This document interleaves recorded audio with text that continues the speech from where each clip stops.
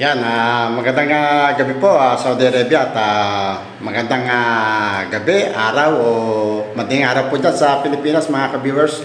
For today's video po mga ka-viewers ay magluluto po ulit ako ng ulam po. Sa totoo lang po mga ka-viewers ay ito pong lulutuin ko ay hindi po ako masyadong pamilyar.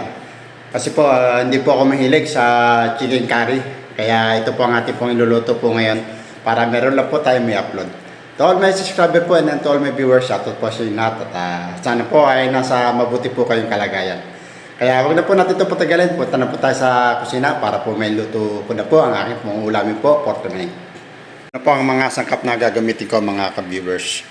Meron po ako dito na manok at gagamit po tayo ng bawang, sibuyas at ng luya at ito lang po yung gulay na ilalagay ko, yung pong carrots, green bell pepper at yung pong patatas at ito po ang ating pong coconut milk at siyempre po gagamit po tayo ng mga sumusunod, yung pong mantika, ng ground black pepper, ng asin at gagamit din po ako ng seasoning at ito po ang ating pong ilalagay, yung pong crushed chili para po medyo manghang at ito po yung ating pong curry na gagamitin. Kaya sisimulan ko na po ang aking pong pagluluto po ng aking pong ulamin po for tonight.